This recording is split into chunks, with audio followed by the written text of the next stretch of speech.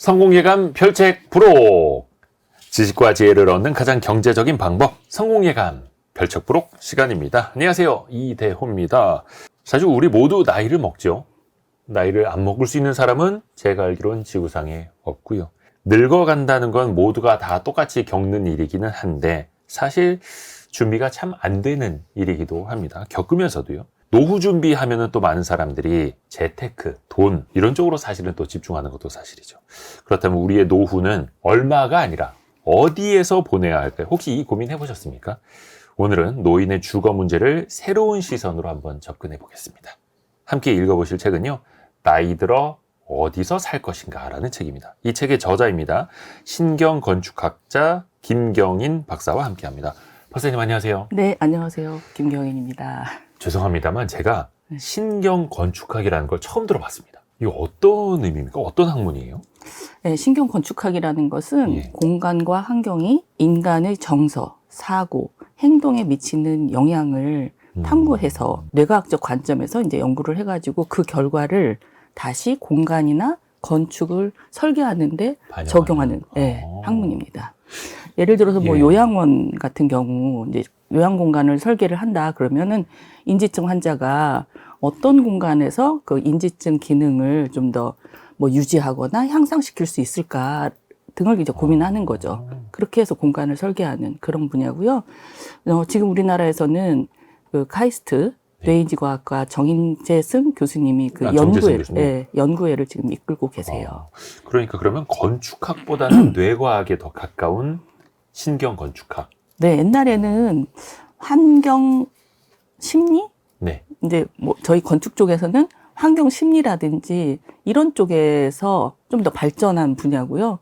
또 이런 건축이나 이런 공간 이런 분야와 뇌과학, 심리, 뭐 의학 이런 분야들이 다 합쳐져서 한 열 몇 개 분야가 이제 데이터를 모으는 과정이죠. 네. 근데 책 제목이 그냥 어디서 살 것인가가 아니라 나이 들어 어디서 살 것인가입니다. 네, 네. 노후에 조금 더 초점을 맞추신 거죠? 네, 그렇죠. 네. 뭐 이제 이런 신경 건축학이라는 게 아이들 공간 있잖아요. 네. 뭐 제가 또 다른 책도 쓰긴 했는데 아주 영유아 시기부터 이제 나이 들어서까지 쭉 모든 공간에 다 영향을 미치는데 요번 분야에서는 이제 노인에 초점을 맞춰서 썼습니다. 어린 아이들도 세면대에 닿으려면 발판 같은 거 딛고 올라가야 했듯이 네. 또 나이 들어서는 그 노년에 맞는 주거 공간도 필요할 테고요. 네네. 지금 우리 사회에서 사실 초고령 사회가 이제 됐지 않습니까? 네. 신경을 안 쓸 수가 없는 분야이기도 해요. 앞으로도 더 많아지실 테고. 그래서 어떻게 보면은 공감을 하면서 또 준비를 같이 해 나가야 되는데 보시기에는 좀 어떤 것 같습니까? 우리가 그거를 같이 공감하고 준비하고 있는 걸로 느껴지세요? 저도 사실 나이 들기 전까지는 공감을 못했어요. 노인들에 대해서. 네. 왜 이러지? 저분들 왜 이러실까? 그러니까 늘 왜 그럴까에 초점을 뒀거든요. 근데 제가 이제 막상 근데 나이 들어 보니까 내가 노인이 돼서 살아본 적이 없었구나. 그래서 이제 노인들이 야, 너 늙어봤냐? 난 젊어봤다. 우리는 젊은 시절을 경험해봤는데 젊은 친구들은 나이 든 시절을 경험해보지 못했잖아요. 네. 그래서 노인들이 이제 좀 다리가 불편하시거나 이제 근력이 약해져가지고 이제 또 근력이 약해지면 또 치매로 가요. 그래서 이제 또 깜빡깜빡 하시거나 또 힘들어 하시는 이런 부분, 외로워하시는 이런 것들, 그 다음에 이제 사회적으로 은퇴하고 나서의 그런 변화들, 심리적 변화들, 이런 것들을 우리가 잘 이해를 못하죠. 젊을 때는 이해를 못하죠. 그래서 왜 그런 거 있더라고요. 노인 체험. 네. 이런 것도 있고, 모래주머니 같은 거 차고, 네. 두꺼운 앞이 안 보이는 안경 같은 거 써서 노안 같은 것도 경험해보고, 이런 것도 있더라고요. 네, 저도 있다는 얘기는 들었고요. 저는 이제 일본에서 좀 체험을 했었는데, 우리나라에서 이제 아마 성남시에서 그 센터를 만들어가지고 체험하고 있는 것 같아요. 근데 그게 신체적인 체험은 가능해도 이런 심리적인 체험이라든지, 그 다음에 이제 사회적으로 은퇴한 이후에 어떤 그런 변화라든지 이런 거를 체험하기는 어려울 것 같아요. 네. 이게 사실 나이 들어 간다라는 걸 본인 스스로가 이제 많이 느끼실 텐데, 물론 젊은 사람들은 모르겠지만, 그 변화 하나하나가 50대 때 다르고, 60대 때 다르고, 70대 때 다르다라는 걸 계속 느끼시는 거잖아요, 이분들은. 네. 그걸 또 사회적으로 같이 준비해 나가야 하는 거고.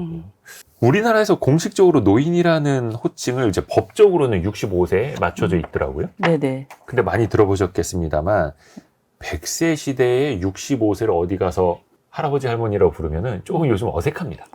그래서 그렇죠. 노인의 기준도 이 연령대를 좀 높여야 하는 것 아니냐 이런 논의들 좀 있잖아요. 교수님은 네네. 어떻게 보세요, 박사님? 네, 저도 이제 실제로 이제 이런 데이터가 있어요. 65세 이상 분들에게 네. 몇 살을 노인이라고 생각하느냐라는 그 설문조사를 한 적이 있어요. 네. 그랬더니 71.7세로 답을 했거든요. 65세 이상이 스스로 생각하는 노인의 기준. 그렇죠. 71.7세. 7세. 예. 그리고 실제로 이제 뭐 농촌이나 이런 데서는 뭐랄까 청년 회장을 맡은 경우가 65세 이상이세요. 65세 청년 회장. 예. 그리고 이제 경로당에서도 70세 이상 들어갈 수 있고 70세 그러면 이제 밑에서 이제 심부름 해야 되는 예, 뭐 이런 상황이죠. 예. 그래서 이제 어떤 사회적 역할이라든지 이런 지역적 맥락 이런 거에 따라서 노인에 대한 인식이 다르거든요.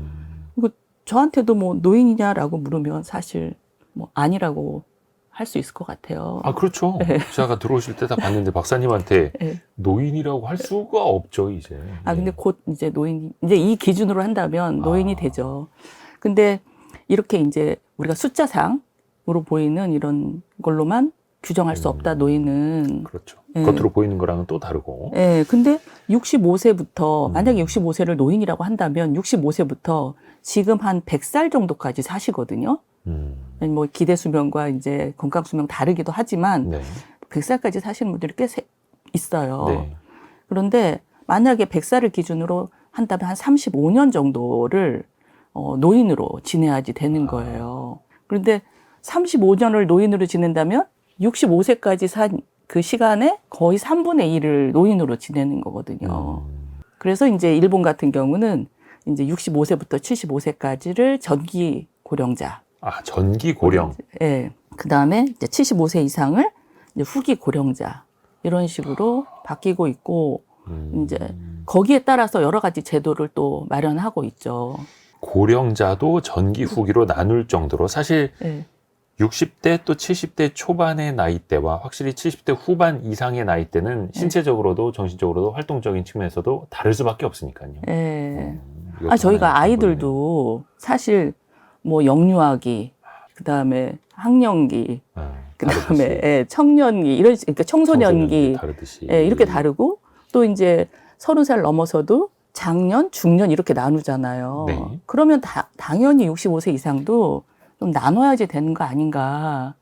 이제 뭐 연령적으로는 그렇게 될 것 같아요. 특히 요즘에는 원체 이제 어르신분들이 이제 많아지다 보니까 초고령 사회다 보니까 말씀하신 한 60대까지의 어르신분들은 액티브 시니어라고 하더라고요. 또 70대 분들도 소비도 그렇고 활동도 그렇고 조금 더 과거랑은 다른 모습들을 보여주고 있지 않습니까? 주변에서 많이 체감하시나요? 좀 많이 체감하죠. 왜냐면 이제 액티브 시니어라는 용어가 뭐 언제부터 등장했는지는 제가 사실 모르겠는데, 액티브 시니어라고 하는 것은 단순히 여생을 보내는 게 아니고 자기가 이제 끊임없이 뭔가를 배우고 그다음에 이제 주체적으로 자기 삶을 운영해 나가는 그런 사람들이거든요. 근데 우리가 이제 뭐 도서관이라든지 이런 데서 보면은, 또 평생학습관이라든지 이런 데서 보면은 평생학습 프로그램들 같은 게 운영되고 있거든요. 네. 그런데 되게 적극적으로 참여를 하고 있고요. 저도 한번 참여해 본 적이 있어요. 그랬더니 65세 이상 굉장히 많으시더라고요. 그리고 그다음에 이제 이런 디지털 기기라든지 이런 거에 또 많이 배우세요. 그리고 그런 거를 활용해서 뭐 유튜버로 활동하시는 분, 그다음에 이제 인강 같은 경우를 들으시는 분들, 저도 이제 유튜브 강의 같은 거 많이 들어요. 네. 근데 그런 식으로 많이 이제 활동을 하시죠. 그리고 건강에도 굉장히 관심이 많으세요. 그래서 뭐 요가, 필라테스, 수영, 그다음에 뭐 걷기 같은 건 당연히 하시고요. 그래서 활동을 굉장히 많이 하시는 걸로 보여집니다. 제가 작년에 이 책 쓰기 전에 그 산티아고를 갔어요. 산티아고 순례길에. 스페인 산티아고요. 예, 스페인 산티아고 길. 왜냐하면 더 이상 나이 들면 못 갈 수도 있겠다라는 생각을 해서, 누구나 이렇게 버킷리스트 하나쯤 쓰잖아요. 저도 이제 버킷리스트 이렇게 지워가려고 갔어요. 그런데 길 위에 너무너무 노인들이 많으신 거예요. 특히 부부가 같이 걸으시는 분들도 많으시고. 근데 이제 저희 팀도 이제 한 21명이 출발을 했는데요. 네. 11명이 70세 이상이었어요. 특히나 뭐 70 이제 생신 기념으로 이렇게 오신 분들도 꽤 계셨고, 놀라운 건 저보다 잘 걸으신다는 거예요. 70대임에도. 네. 확실히 과거랑은 다른 것 같아요. 네, 맞아요. 네. 건강도 그렇고. 네. 근데 또 이렇게 노후의 기간이 늘어나면서 우리의 주거 공간에 대한 고민도 안 할 수가 없는 거고요. 나이 들어 어디서 살 것인가, 이 책을 함께 읽고 있는데 첫 번째 키워드가 너무 의외입니다. 집이 가장 위험하다. 아니, 어떻게 집이 가장 위험한 공간이 될 수가 있죠? 이게 노인이 사고가 일어나는 비율이 낙상 사고가 많아요. 예. 근데 그 낙상 사고가 노인 사고 중에서 63%를 차지하거든요. 넘어지는 거 포함해서요? 네. 예. 근데 63% 중에 74%가 그러니까 낙상이 74%가 집에서 일어나는 거예요. 집에서 낙상하는 경우가 74%나 되는 거죠. 뭐 욕실에서 넘어진다라든지, 네. 침대에서 떨어질 수도 있고. 네, 맞아요. 그래서 저도 이제 이런 데이터를 보면서 되게 의외였는데요. 이런 이유가 뭐냐면 일단 균형 감각이 떨어져요. 왜냐면 다리에 힘이 없고 근력이 약해지고 이런 이유 등으로 인해서 균형 감각이 떨어지고, 그렇게 되면 작은 충격에도 이제 부상으로 이어지는 경우가 많죠. 그래서 저도 이제 욕실에서 한번 미끄러졌는데 이제 다리에 힘이 없어지면서 이제 욕실에서 바닥이 미끄러워가지고 네. 미끄러지는 경우가 있는데요. 집이 이제 오래되다 보니까 저희 집이 한 30년 됐거든요. 근데 옛날에는 기능이 미끄럼 방지 타일이라 하더라도 기능이 좀 떨어졌죠. 그렇죠. 지금은 좋은 편인데 네네. 그때보다 옛날엔 기능이 좀 떨어질 거 아니에요. 네네네. 그래서 바닥에서 좀 미끄러지거나 욕실에서 미끄러지는 경우가 이제 그런 경우가 많고, 또 이제 타일을 요즘에 이제 인테리어를 고급스럽게 한다고 거실이던 그 주방 같은 데다가도 네. 타일이나 뭐 대리석 석재를 하시는 분들도 있죠. 많죠. 네. 그게 또 굉장히 또 미끄럽습니다. 그죠. 물 조금 묻어 있으면 더 네, 미끄럽고. 그렇죠. 그래서 이제 그런 미끄러운 바닥, 그 다음에 그 턱 있잖아요, 문턱. 문턱에서 그 작은 문턱에. 네, 문턱에서 혹시 발가락 다쳐보신 적 없으세요? 그런 적 있죠. 네, 그래서 그렇게 부딪히시면 발가락 뼈가 나갑니다. 그 고통은. 네. 그리고 이제 욕실이 우리가 보통 이제 33평 정도 되면은 2개거든요. 네. 근데 한쪽이 보통 부스형을 쓰세요. 샤워 부스형으로. 네, 네. 근데 거기가 약간 단차가 있어요. 거기서도 사고가 많이 나세요. 그 작은 단차에서 네. 몇 센티 안 되는 네, 단차에서. 그게 굉장히 위험하거든요. 그리고 이제 복도라든지 이런 데서 사고가 많이 나고, 좁은 복도, 그 다음에 이제 조명이 어두운 경우, 노인들 이렇게 어두운 조명 해놓으시잖아요. 전기값 아끼신다고. 네. 그런 경우도 있고, 또 이제 밤에 주무시다가 화장실 가셔야지 되는데 이제 불을 못 켜고 이제 스위치가 멀리 있는 경우에 스위치 잘 못 찾으시고. 예, 그래서 이제 거기에서 이제 침대에서 떨어지거나 침대에서 일어나셔서 문에 부딪히시거나 이런 경우에 이제 사고가 많이 일어나시죠. 그래서 우리가 당연하게 여겨왔던 그런 일상의 공간이 정말 잠재적 사고 공간이다, 이렇게 생각하시면. 고령자의 낙상 사고 가운데 74%가 집안에서 발생한다. 네. 이게 물론 뭐 집안에서 다쳐봐야 조금이겠죠라고 생각할 수도 있겠으나, 네. 고령자 입장에서 보면 네. 그 잠깐 넘어진 거 하나 때문에 또 이게 큰 병으로 또 이어질 수 있는 측면이 맞아요. 있으니까요. 이렇게 살짝 넘어지시잖아요. 그럼 이렇게 잡지를 못해가지고 어디에 부딪히시거나 아니면 이제 뼈가 약하시니까 뼈가 이제 부러지시거나 이러세요. 그러면 이제 침상으로 가셔야 되거든요. 침대 생활을 좀 오래 하시잖아요. 그럼 그러면 또 체력이 떨어지고 근력이 약해지고 근육이 빠져가지고, 근육이 빠지면 또 다시 이제 치매로 가세요. 그래서 보통 이 낙상에서 돌아가시기까지 긴 시간이 걸리지가 않아요. 그래서 그 겨울철에 넘어져서 다치신 분들이 오히려 수명이 단축된다고 하는 이유가 약간 그런 것도 있는 거예요. 맞아요. 그 근력 때문에. 조심하셔야겠네요. 근데 이게 남의 일이 아니라 이제 미래, 그리고 현재 우리 일이. 일이라는 거. 맞습니다. 또 나이가 들수록 시선이 자연스럽게 아래를 향하게 된다고요? 네, 그건 어떤 개념이에요? 이제 전체적으로 인간의 전체 리듬을 보면 처음에 기어다니잖아요. 그러다가 점점 키가 커서 이렇게 꼿꼿이 섰다가 다시 이제 수그러져요. 굽고. 네, 굽고. 허리가 굽으면서 다시 이제 머리가 무거우니까 시선이 이렇게 아래쪽으로 떨어지고, 또 몸이 약해지면 이제 휠체어라든지, 그러니까 그 실버카 같은 거에다가 네. 이제 의지하거나 지팡이에 의지하면서 이제 굽어지잖아요.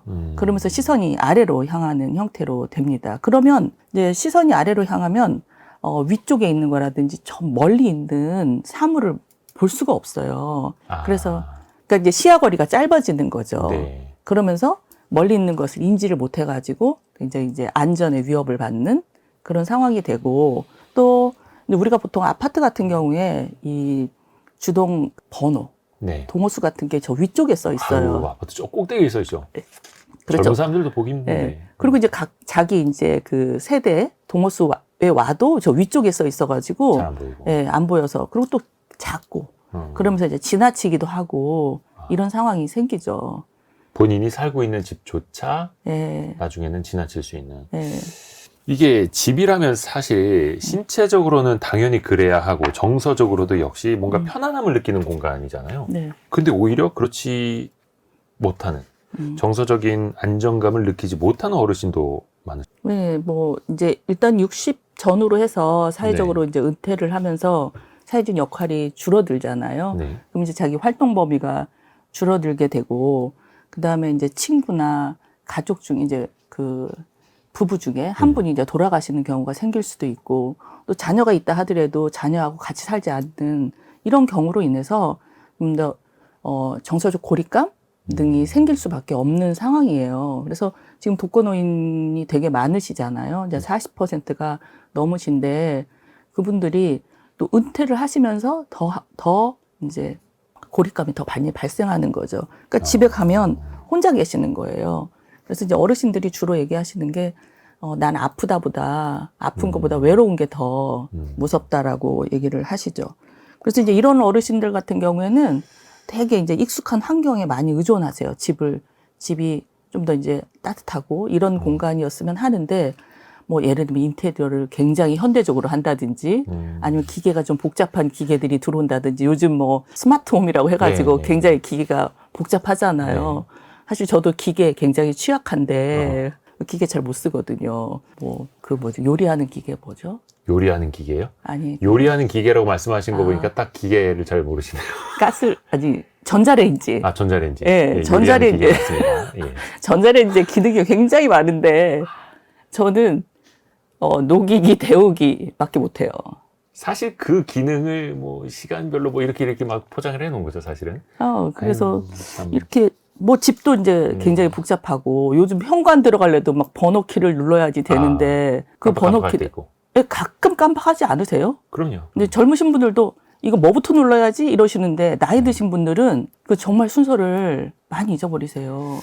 갑자기 멍할 때가 있어요. 네. 예, 근데 그때 또 혼자 스스로 내가 왜 이러지? 이렇게 느낄 때가 또 더 심리적으로 위축되는 거잖아요. 그렇죠. 두려움이 딱 오는 거죠. 그때 생각나는 단어, 이거 치매 아닌가? 이런 생각도 하실 수가 있고, 그래서 이제 이런 정서적인 부분에서 이제 되게 이제 따뜻한 가구라든지 따뜻한 재료, 색상, 이런 질감, 이런 것들을 있는 이제 가구들을 써야 되는 것도 필요하죠.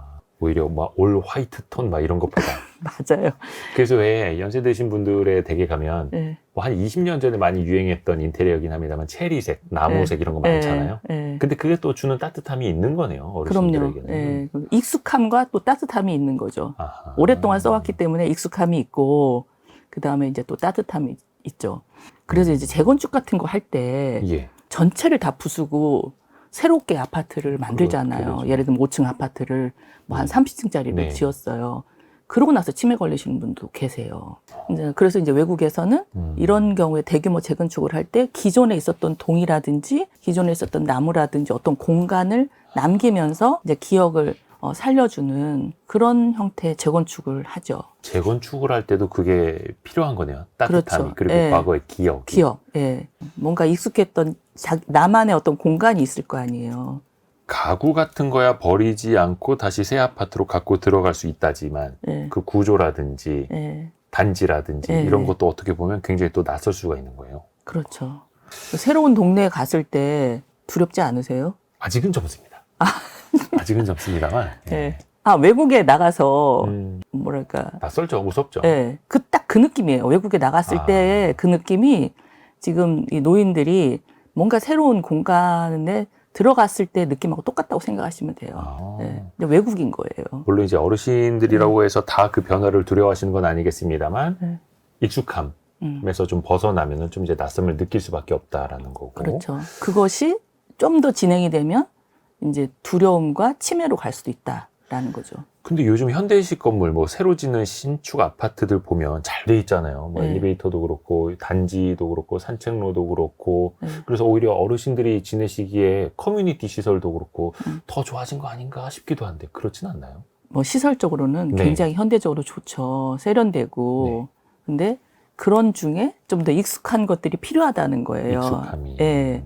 예를 들면 하다못해 나무라도 옛날에 있는 나무를 그러니까 어르신들한테 익숙한 나무나 꽃들 같은 게 있잖아요.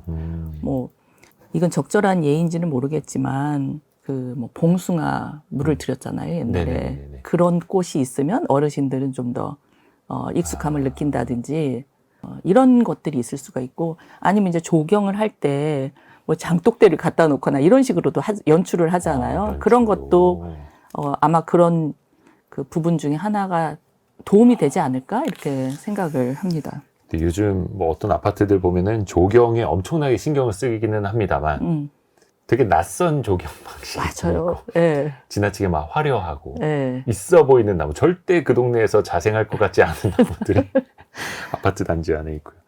다음 키워드는 실버타운과 요양시설입니다. 우리가 참 생각하기 많아지는 이제 지점일 텐데 예. 나이 들어서 실버타운 가서 살겠다라는 분들도 꽤 계세요. 네네. 실버타운과 요양시설을 이제 설명해 주시겠습니다만 완전히 이제 다른 거죠. 네네. 실버타운 어떻게 좀 많이 가보셨나요? 예, 저도 연구차. 아니 연구차보다 처음에는 밥하기가 너무 싫은 거예요. 하루에 3끼 밥하는 게 너무 두렵고 네. 귀찮고 그다음에 힘들고 뭐 그래서 이거 밥도 하기 싫고 청소도 하기 싫은데 나도 실버타운에 한번 가서 살아볼까 하고 이제 실버타운을 가봤어요. 네네. 그러면서 사실 이제 이 연구하고도 연관을 맺게 됐는데 처음부터는 뭐 연구차는 아니었어요. 근데 처음에 딱 들어가면서 65세부터 100살까지 이곳에 산다면 어떨까라는 질문을 스스로한테 던져봤어요. 한 35년을 내가 네. 실버타운에서 산다면 예. 그러니까 들어가시는 분들은 아마 그런 생각 안 하시고 들어가셨을 거예요. 근데 거기 들어가셔서 한 35년을 만약에 산다. 네네네. 그러면 어떨까?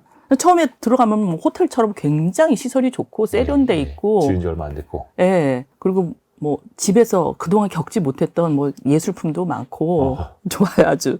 근데 의외로 아쉬운 점이 되게 이제 그 구조나 이런 것들이 평면이나 이런 것들이 표준화돼 있어요. 그러니까 이제 무슨 아파트처럼 똑같아요. 저희 지금 있는 아파트하고 똑같이 뭐 30 몇 평 이런 식으로 타입이 A, B, C, D 뭐 이런 식으로 구분돼 있어요. 그중에서 고르시는. 예. 그게 평형별로 구분이 돼 있고, 그 다음에 이제 노인 친화적이지 않아요. 예를 들면 운동기구도 엄청 좋아요. 지금 뭐 웬만한 그 스포츠 센터보다 더 좋은 운동기구, 고급 운동기구를 갖다 놨는데 노인이 없어요. 젊은 친구들한테 적합한 운동기구를 갖다 놓으신 거죠.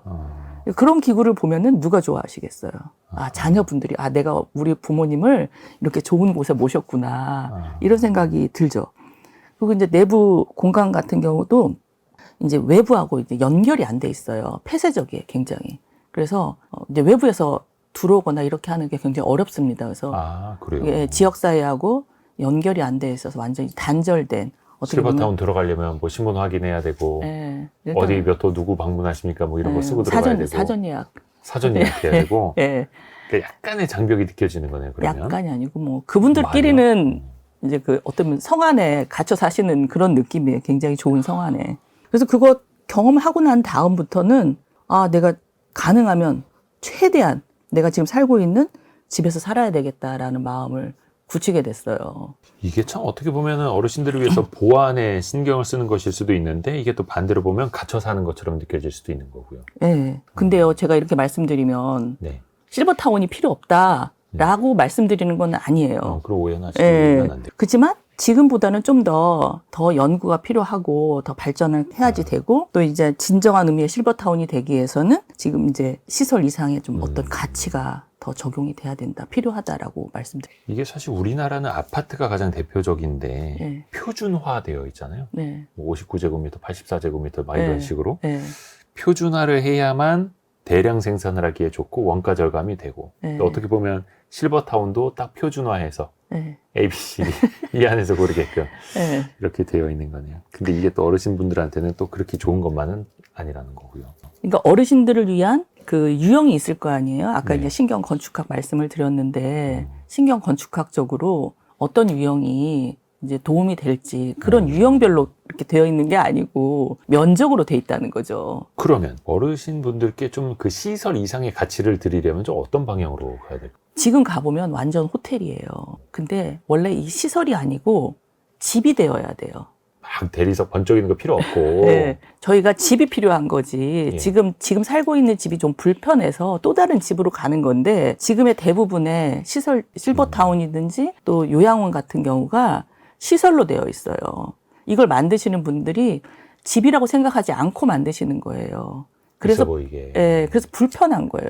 가서 보면은 왠지 좋은데 왠지 불편한. 그래서 집이 가져야 될 그런 그 우리 편안함, 익숙함, 편리함 이런 것들이 부족하다라는 거죠. 그리고 집에서의 다른 사람과의 관계라든지 역설적이네요. 예, 이런 관계들도 좀 더 단절돼 있고 그래서 좀 집이 될 수 있는 방법을 더 연구를 해야 되지 않을까. 그 커뮤니티 시설에 갔는데 온갖 대리석으로 치장이 되어 있고 예. 막 바로크 시대에 막 인테리어와 앤틱 가구가 있고 막 고풍스럽게 되어 있고 그거보다는 따뜻한 아랫목 같은 곳이 필요한 건데 그러니까 역설적입니다. 바로크식의 어떤 그런 앤틱 가구나 이런 것들을 쓰셨던 분들 계세요. 네. 근데 그게 아니고 예를 들면 화이트로 아, 막 깨끗하게 되어 있거나 가서 보시면 젊은 사람들은 괜찮아요.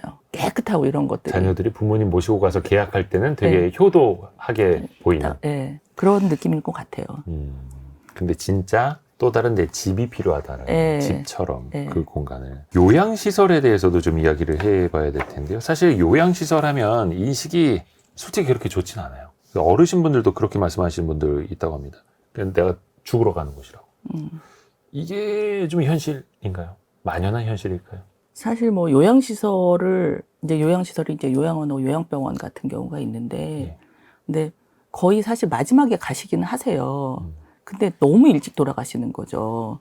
저도 이제 외할머니가 요양시설에 가셔가지고 3개월 만에 돌아가셨어요. 근데 들어가실 때는 걸어서 들어가셨어요. 근데 이제 외국 같은 경우는 요양시설에 가시면 거의 이제 와상 상태에서 가시거든요. 이제 누워서 가시거든요. 이제 진짜 치료가 필요하고. 네, 자립이 불가능한 경우에 이제 들어가시는 거예요. 네. 근데 우리는 그게 그 전 단계에서부터 사실 들어가는 편이에요. 그러니까 와상 상태 전 단계에서 들어가셔서 걸어서 들어가셔가지고 이제 거기서 돌아가시고. 네, 거기서 근데 짧은 기간에 돌아가시는 거죠. 그러니까 불행하게 돌아가시는 거죠. 그래서 왜 그럴까 하고 제가 이제 들여다봤어요. 처음에는 몰랐어요. 외할머니 돌아가실 때까지만 해도 몰랐는데 제가 이제 요 책을 쓰면서 연구를 하면서 이제 알게 된 것들인데요. 너무 이제 안전을 우선시한 나머지 노인들의 활동을 지나치게 제한하는 거예요. 아, 계속 누워만 계세요. 네. 침대에만 계세요. 맞아요. 침대에서 대부분의 시간을 보내시고요.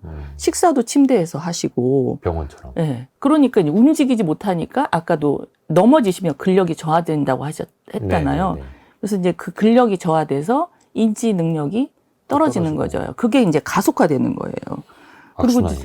그리고 이제 다른 사람들하고 교류라든지 이런 것들이 굉장히 제한적이죠.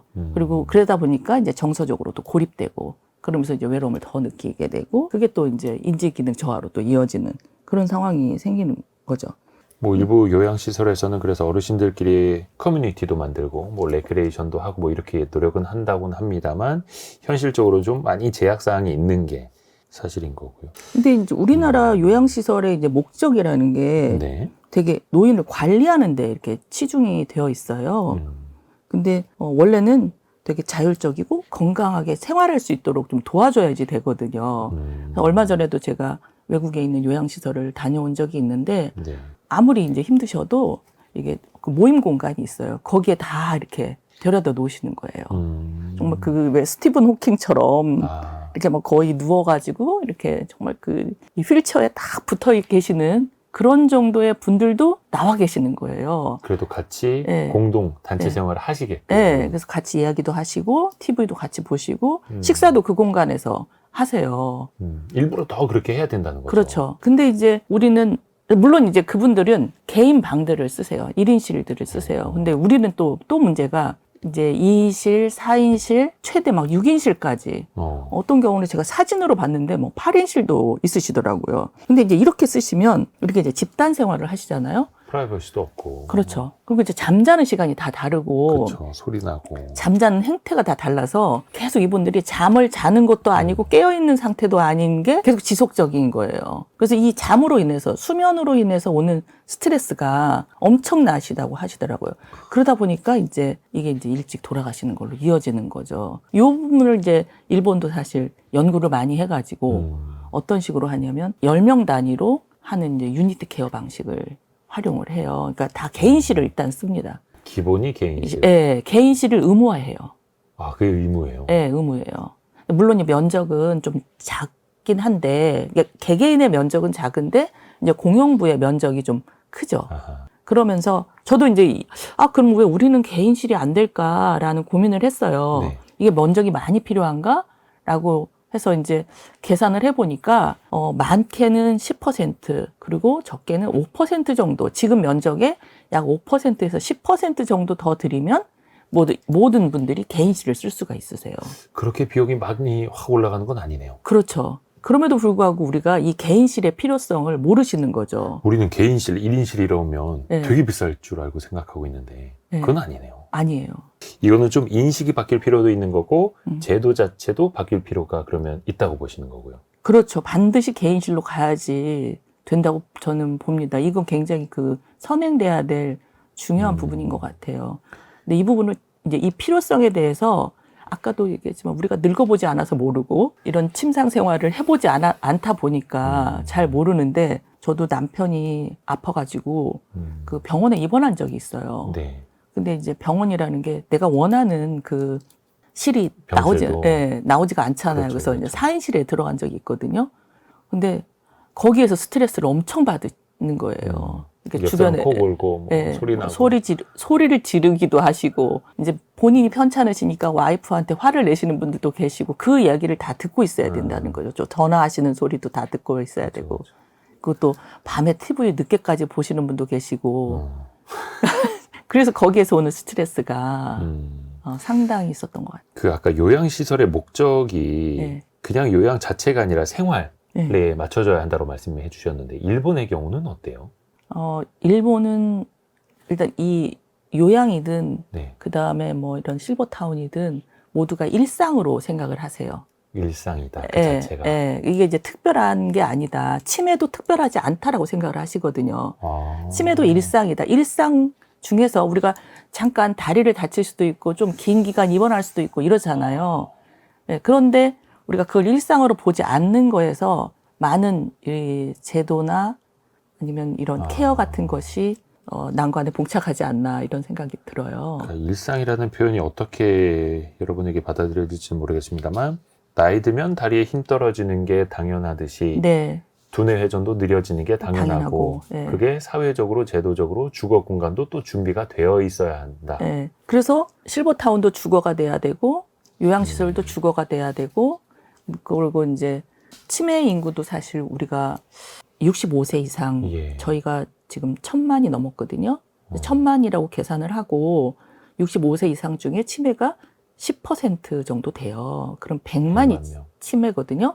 근데 이제 경도인지 장애까지 하면 훨씬 더 많은 수가 됩니다. 근데 이분들을 다 관리할 수는 없어요. 케어할 수는 없어요.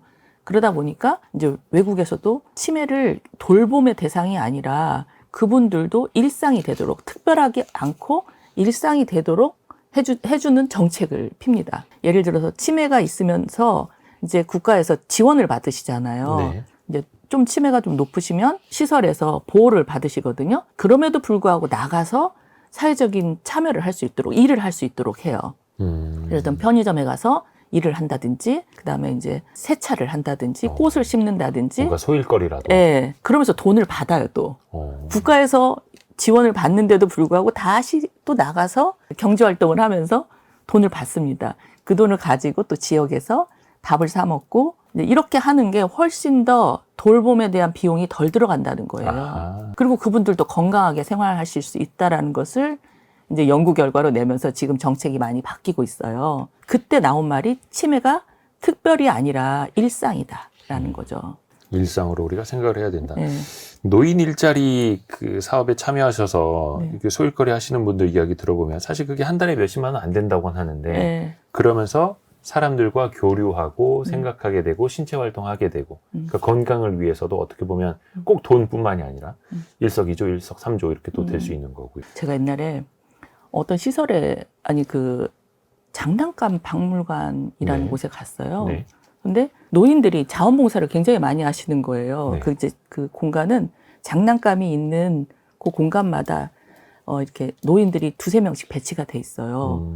그래서 얼마 받으시고 하시냐 그랬더니 차비하고 약간의 점심값을 받는데요. 그래서 그럼 이거 왜 하시냐고 그랬더니 명함이 나온다는 거예요. 그러니까 그동안 그 사회적으로 그거 하나. 네, 역할이 없었던 그런 부분에 역할을 부여해 드리는 거예요. 그것만으로도 그 일을 하신더라고요. 어떻게 보면 사회적 존재감을 다시 그렇죠. 한번 일으킬 네. 수 있는. 네, 그리고 내가 할 일이 있다. 나 살아있다. 그래서 이런 걸 이제 자원봉사로 하시는 분들도 계십니다만 예를 들어서 타이틀이 장난감 박물관 큐레이터. 네, 뭐 이렇게 붙으면 또 이제 사회적인 존재감이 또 올라갈 수 있고 맞아요. 좋은 거죠. 원래 큐레이터예요.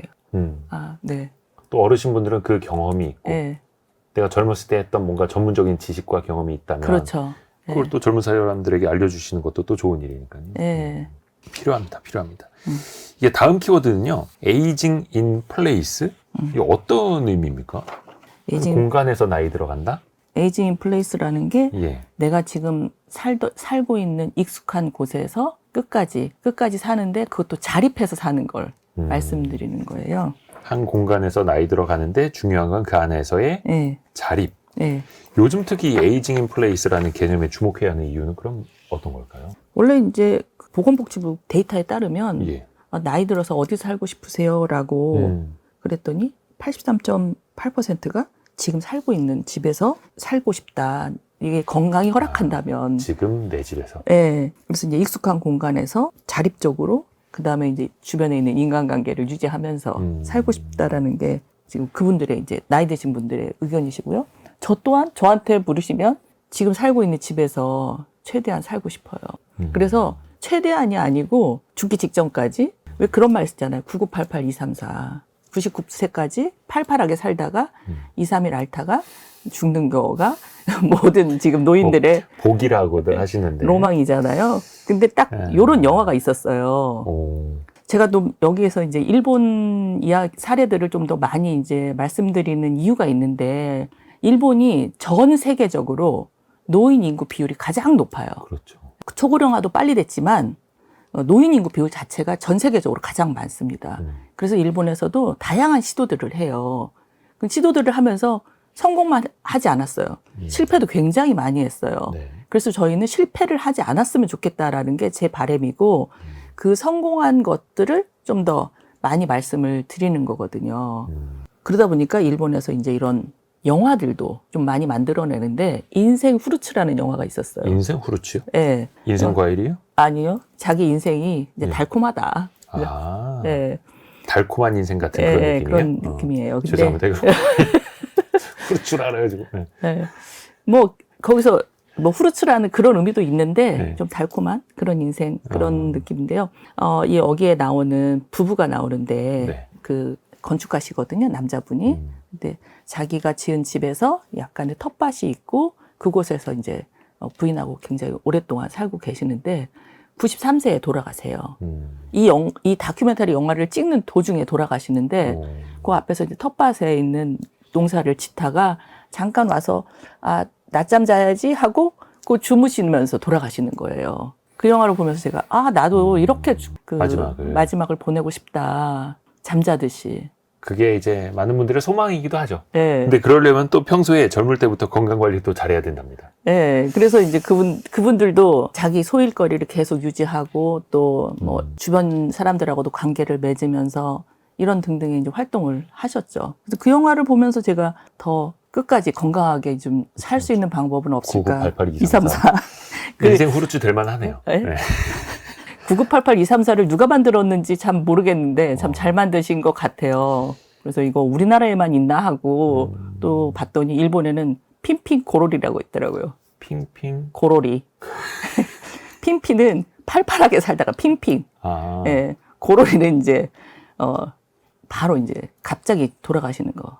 그래서 이게 사실 인간이라면 누구나 그죠? 존엄하게 죽을 권리라는 것도 또 있는 거니까요. 네. 야, 우리가 이제 이게 사회적으로도 현실이고. 예, 사회적으로도 이렇게 우리가 집에서 사는 게 사회적 비용이 덜 들어요. 만약에 이제 시설에 간다거나 뭐 실버타운 가실 분들은 이제 아무래도 경제적으로 여력이 있으시니까 그쵸, 그러시지만 근데 이제 실버타운을 가지 못하는 경우는 이제 고령자 복지주택이라는 거를 가셔야 되거든요. 저소득층 같은 경우는.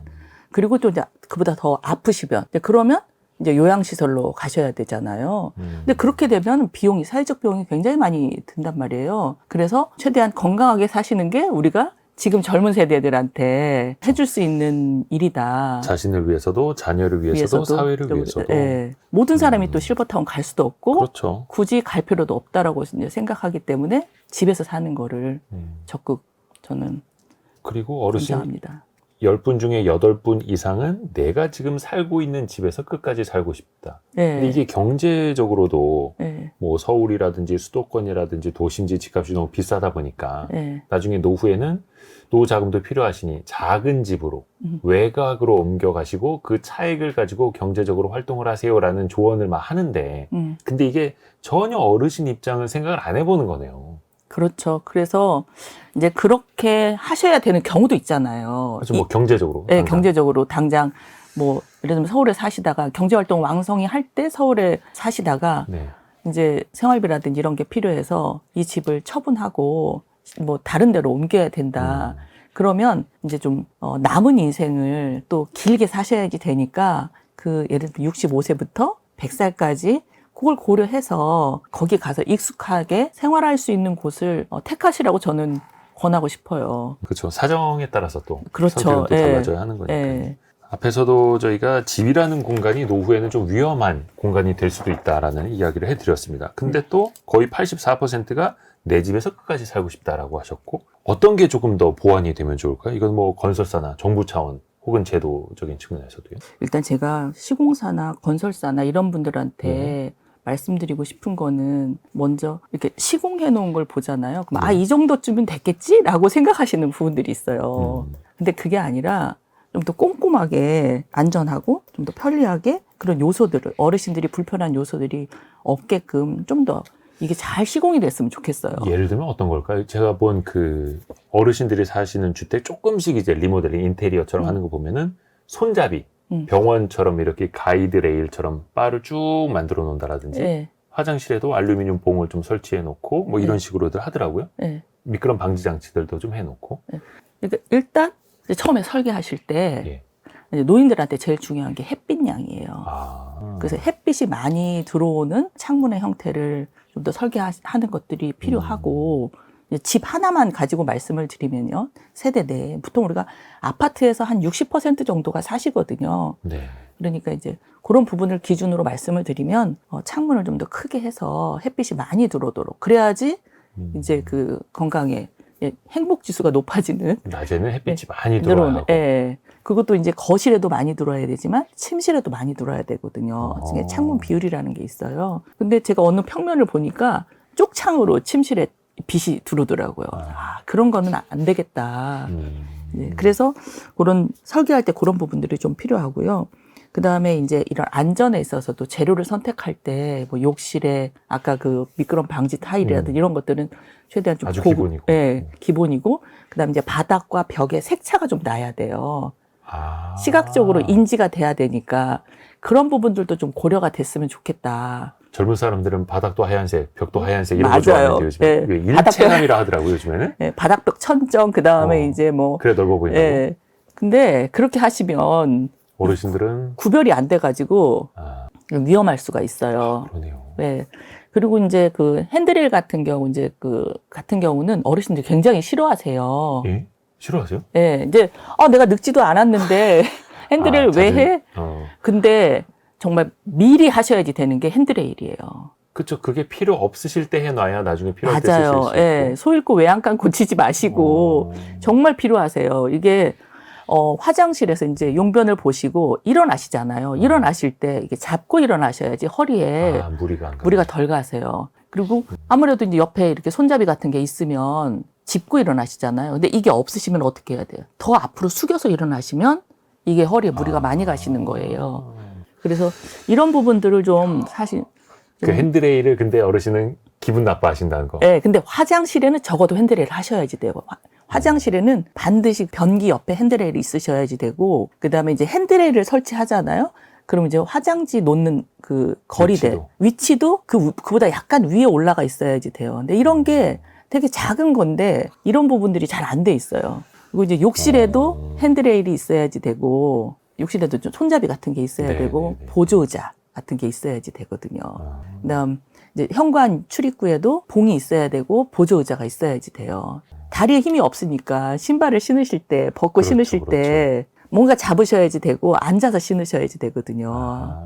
그리고 이제 현관에서 올라올 때 그 턱이라든지 이런 것들은 미리 해놔도 괜찮다라고 생각이 됩니다. 그래서 좀 그런 부분들은 건설사에서 좀 고민을 좀 했으면 좋겠고요. 이게 불과 한 3cm, 5cm 정도 된 아주 작은 단차지만 젊은 사람들한테 그게 있는지 없는지도 느껴지지 않지만 우리 부모님 세대나 이모 삼촌들을 생각을 하면 이게 되게 크게 와닿겠네요. 네. 그리고 이제 정부 차원에서는 이제 기존 모든 아파트를 새로 지을 수는 없기 때문에 기존을 사용하고 있는 분들한테 이런 좀 지원이 좀 필요하거든요. 이제 일본의 사례를 들면 이제 그 모든 분들한테 그러니까 예를 들면 낙상이라든지 이런 것들이 일어나기 전에 예방을 하시는 거예요. 그래서 개호보험에서 요 개선비를 지원해줘요. 최대 뭐 지자체하고 협력해가지고 200에서 500만 원까지 지원을 해드리거든요. 지자체마다 좀 다르긴 한데 이 중에서 기본 요소가 있어요. 그런 것들은 예방 차원에서 반드시 필요하다고 보거든요.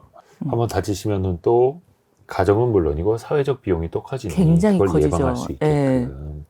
저희 부모님도 이제 그 7층에 두 분 다 넘으셨는데 아직까진 정정하시거든요. 근데 화장실에다가 이거 핸드레일 설치해드린다고 하면 화내시죠. 되게 뭐라고 하실 것 같거든요. 근데 이게 또 미리미리 필요하다. 좀 와닿습니다. 꼭 하셔야지 됩니다. 그리고 침대 옆에 보조등, 예를 들면 사람이 움직이면 켜진다든지, 센서등 같은 걸로. 아니면 늘 이제 밑에 바닥에다가 요즘 뭐 간접등 많이 나온다고 하더라고요. 그렇죠. 우리나라는 사실 그냥 하얀 등 정말 밝게 아니면 깜깜하게 그 두 가지 온오프밖에 없는데 조금 더 조도가 낮은 간접 조명으로 조금 더 눈 건강도 그렇고 지켜줄 수 있게끔. 요 간접등은 밤에 화장실 가실 때 쓰시기 위한 간접등이에요. 길 안내 같은 거고. 그다음에 이제 조명 같은 경우는 지금 우리나라는 되게 센 하얀색 조명을 쓰시잖아요. 그게 심리적으로 좋은 건 아니에요. 그래서 저희 집 같은 경우는 전부 전구색이에요. 그래서 옛날에는 백열등을 썼거든요. 근데 전기세가 너무 많이 나가지고요. 요즘에 이제 LED 전구색을 써요. 전구색이 좀 주황색 비슷한 거죠. 노란빛 나는. 근데 그게 심리적으로 마음을 따뜻하게 해주거든요. 그래서 엄마 뱃속에 있을 때 빛하고 비슷하다고 하더라고요. 그래서 뭐 그런 것들을 더 권하죠. 그 화장실에 쓰는, 욕실에 쓰는 등 있죠? 그런 정도? 그러니까 아니면 주방에 쓰는. 약간 조도가 낮게. 그래서 오후 늦은 시간 한 5시, 6시쯤부터는 그 하얀 등 말고 노란 등을 켜서 좀 심리적으로 이제 저녁이 다가오고 있다라는 걸 좀 준비할 수 있게끔 해야 잠도 잘 잘 수 있다 하더라고요. 네, 맞아요. 아침에 일어날 때도 서서히 조도를 높이고 저녁에 잘 때는 서서히 조도를 낮추고 그다음에 이제 그 색온도도 전구색 쪽으로 낮은. 근데 우리가 다 이렇게 할 수는 없잖아요. 근데 사실 그게 어렵지 않아요. 저는 얼마 전에 저희 장모님 댁의 조명을 제가 다 바꿔드렸거든요. 근데 요즘에 간단하게 전구만 바꿔도 되는 것들도 있고 그냥 자다 일어나서 바로 이제 등 딱 켜면 아이 눈부셔 막 그런 거 말고 조금만 신경을 쓰면 될 것 같아요. 이것도. 이게 스위치를 여러 개 달아가지고 이제 전구를 이렇게 여러 개 키는 형태로 그런 방식도 골라서. 요즘 뭐 스마트 조명 해가지고 또 조도하고 색온도를 조절하는 게 있는데요. 저도 실험해 보니까 어렵더라고요. 계산해야 되니까. 아니 그 스위치가 예, 위치. 예, 너무 많아가지고 복잡하고. 어려워서 그냥 지금 쓰던 대로 쓰려고 합니다. 근데 이게 또 노후의 건강과 직결될 수밖에 없다. 네. 라는 거고요. 우리가 이야기할 게 정말 많은데 벌써 시간이 다 돼가가지고 요거 하나만 좀 이야기를 해볼게요. 많은 분들이 전원주택 가서 공기 좋은 곳에서 노후에 살고 싶다라고들 하시는데 그냥 시골에 있고 앞마당 있고 이런 집을 꿈꾸시잖아요. 네. 이것도 뭔가 고르는 기준이랄 게 있을까요? 요 전원주택에 대해서는 사실 이제 호불호가 있잖아요. 네. 사실 이게 개인 취향이거든요. 그럼요. 저한테 물으시면 저도 요 질문을 이렇게 인터뷰 할 때마다 말씀을 드리거든요. 이게 정말 개인 취향이에요. 저는 전원주택에서 살고 싶지는 않아요. 저 같은 경우는 일단 전원에서 살아본 적이 없어요. 네. 그러니까 자기가 어디서 그동안 살았느냐에 의해서 이게 달라지거든요. 그래서 이제 그럼에도 불구하고 이제 시골에서 사셨거나 이런 전원주택에 대한 로망이 계시는 분들을 위해서 네. 말씀을 드리면 일단 새로운 환경, 환경이 완전히 새롭게 바뀌면 또 익숙하지 않아서 안정이 안 될 수가 있거든요. 이제 정서적 불안이라든지 아무리 이런 전원주택이어도 예. 그래서 좀 더 뭐 침실이나 거실 이런 데에 뭐 자기 가족 사진이라든지 그런 부분들 오래된 가구라든지 이런 것들을 좀 갖다 놓는다든지 그다음에 색도 좀 따뜻한 색을 쓴다든지 그다음에 이제 노인이 되셨으니까 아까 말씀드린 색차를 좀 두는 그런 벽지를 바닥 재질이나 벽에 색차가 있어야지 돼요. 구별이 된다든지. 그래서 그러니까 노인의 어떤 감성에 나이가 들므로써의 우리 변화되는 감성에 맞게끔 해줄 필요가 있고요. 아하. 특히 아까 집에서도 햇빛이 많이 들어와야 된다고 했는데 거실 쪽으로 햇빛이 많이 들어오는 그런 형태로 뭐 짓거나 하실 때는 그렇게 하시면 좋을 것 같아요. 자연채광이 많이 들어오도록. 그리고 이제 특히 이제 인지 기능이 떨어지시는 분들한테 네. 분들인 경우나 아니면 나이가 더 들면 또 인지 기능이 떨어질 수 있으니까 특히 이제 익숙한 공간을 더 많이 재현하는 게 좋겠군요. 왜 자녀분들이 저 자개 장롱 아직도 안 버렸어. 좀 놓고 다니세요. 좀 버리세요. 막 하는데 네. 오히려 어르신들에게는 그 익숙한 가구가 주거 공간이 나중에 달라지더라도 네. 내 마음에 또 위안을 줄 수 있는 것들이 그분의 인생이세요. 그 가구가 그분의 삶이고 인생이기 때문에 그거를 말씀하시는 순간 그 인생을 부정하는 그런 결과를 가져올 수도 있겠다라는 생각이 듭니다. 버리라고 말씀하시면 안 되겠네요. 이제. 네, 그래서 저도 옛날에는 그런 생각했다고 말씀을 드렸잖아요. 네. 젊었을 때는 몰랐어요. 그런데 나이 들어보고 또 이거 하면서 보니까 노인들에게도 뭐 버려라 이런 얘기는 가급적 삼가하시고 좋은 거라도 사드리고 버리라고 하든가 이제. 저희가 벌써 시간이 다 됐는데 오늘의 심쿵 한 방을 좀 들어보고자 합니다. 신경 건축학자 김경인 박사와 함께 나이 들어 어디서 살 것인가 이 책을 함께 읽고 있는데요. 이 책을 관통하는 핵심 구절 직접 좀 낭독을 부탁드릴까요? 네. 노년기에는 새로운 환경에 적응하는 일이 어려워지기 때문에 낯선 곳으로 이주하는 것은 큰 스트레스를 유발할 수 있다.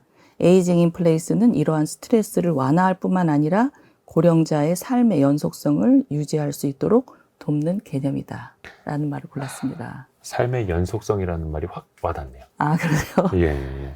어떤 뜻으로 이 구절을 뽑으신 걸까요? 제 책을 쓴 이유가 먼저 에이징 인 플레이스거든요. 이제 살던 곳에서 나이 들어서 어디서 살 것인가? 지금 살던 곳에서 살기를 바라는 마음으로 사실 썼기 때문에 에이징 인 플레이스라는 구절이 가장 좀 전달해드리고 싶었고요. 또 이렇게 살던 곳에서 계속 고령자가 익숙한 공간에서 이제 일상이나 이런 정체성을 이어가는 것이 존엄하고 또 자립적인 노년의 어떤 핵심 전략이다. 그리고 또 이렇게 사시려면 사실 자립해야 돼요. 자립할 수 있어야지 되거든요.